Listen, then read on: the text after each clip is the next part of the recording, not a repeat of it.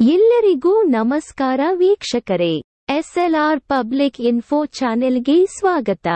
2024ರ ಈ ವರ್ಷದಲ್ಲಿ ಲೋಕಸಭಾ ಚುನಾವಣೆ ಎದುರಾಗುತ್ತಿರುವ ಹಿನ್ನೆಲೆಯಲ್ಲಿ ಇದೀಗ 2024ರ ಬಜೆಟ್ ತುಂಬಾ ಪ್ರಾಮುಖ್ಯತೆಯನ್ನ ಪಡೆಯುತ್ತಿದೆ. ಹೌದು, ಏಕೆಂದರೆ ಇದೇ ಫೆಬ್ರವರಿ ತಿಂಗಳಿನಲ್ಲಿ ಬಜೆಟ್ ಅಧಿವೇಶನ ಶುರುವಾಗಿದೆ.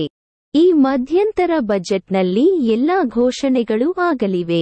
ಏನೆಲ್ಲ ಹೊಸ ಯೋಜನೆಗಳು ಜಾರಿಗೆ ಆಗಲಿವೆ, ಇದಲ್ಲದೆ ಎಲ್ಲ ಕಾರ್ಮಿಕರಿಗೆ ಹಾಗೂ ಶಾಲಾ ಕಾಲೇಜು ಮಕ್ಕಳಿಗೆ, ರೈತರಿಗೆ, ನಿರುದ್ಯೋಗ, ಯುವಕ ಯುವತಿಯರಿಗೆ ಸೇರಿದಂತೆ ಹಿರಿಯ ನಾಗರಿಕರಿಗೆ ಹಾಗೂ ಪ್ರತಿ ಎಲ್ಲ ಮಹಿಳೆಯರಿಗೆ ಯಾವ ರೀತಿಯ ಯೋಜನೆಗಳನ್ನು ಘೋಷಣೆ ಮಾಡಲಿದ್ದಾರೆ, ಯಾವ ಕ್ಷೇತ್ರಗಳಿಗೆ ಏನೆಲ್ಲ ಕೊಡುಗೆಗಳನ್ನು ನೀಡಲಿದ್ದಾರೆಂದು ಇದೀಗ ಆಂತರಿಕ ಮಾಹಿತಿ ಲಭ್ಯವಾಗಿದ್ದು, ಈ 2024ರ ಬಜೆಟ್ ತನ್ನದೇ ಆದ ವೈಶಿಷ್ಟ್ಯತೆಯನ್ನ ಹೊಂದಿದೆ.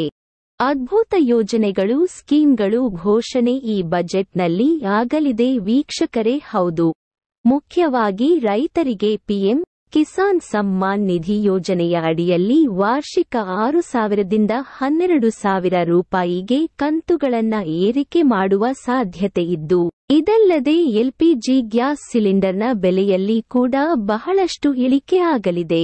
ಪೆಟ್ರೋಲ್ ಹಾಗೂ ಡೀಸೆಲ್ ಬೆಲೆಯ ಸುಂಕವೂ ಕೂಡ ಇಳಿಕೆ ಆಗುವ ಸಾಧ್ಯತೆ ಇದ್ದು, ಸಚಿವೆ ನಿರ್ಮಲಾ ಸೀತಾರಾಮನ್ ಅವರು ಈ ಮಧ್ಯಂತರ ಬಜೆಟ್ ಮಂಡನೆ ಮಾಡಲಿದ್ದಾರೆ. ಕಾರ್ಮಿಕರಿಗೆ ಹಾಗೂ ಕಾರ್ಮಿಕರ ಶಾಲಾ ಕಾಲೇಜಿಗೆ ಹೋಗುವ ಮಕ್ಕಳಿಗೂ ಕೂಡ ಇದೀಗ ಪ್ರತ್ಯೇಕ ಹೊಸ ಯೋಜನೆ ಜಾರಿಗೆ ಸೇರಿದಂತೆ ಮಹಿಳೆಯರ ಮಹಿಳಾ ಸಬಲೀಕರಣಕ್ಕಾಗಿ ಪ್ರತ್ಯೇಕ ಹೊಸ ಯೋಜನೆ ಜಾರಿಗೆ ಮಾಡುವ ಮೂಲಕ ಇದೀಗ ಎಲ್ಲ ರೀತಿಯ ಕೊಡುಗೆಗಳು, ಎಲ್ಲ ರೀತಿಯ ಸ್ಕೀಮುಗಳನ್ನ ಈ ಬಜೆಟ್ನಲ್ಲಿ ಘೋಷಣೆ ಮಾಡಲಾಗುತ್ತದೆ.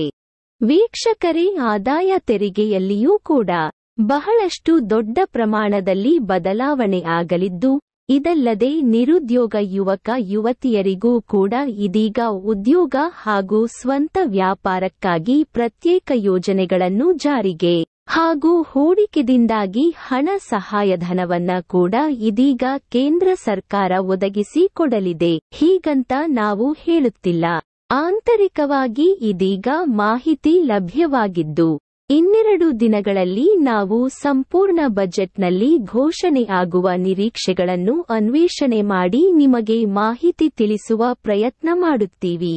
ಹಾಗಾಗಿ ಆದಷ್ಟು ಈ ಮಾಹಿತಿ, ಈ ವಿಡಿಯೋವನ್ನು ಪ್ರತಿಯೊಬ್ಬರಿಗೂ ವಾಟ್ಸ್ಆಪ್, ಫೇಸ್ಬುಕ್ನಲ್ಲಿ ಶೇರ್ ಮಾಡಿ ತಿಳಿಸಿ.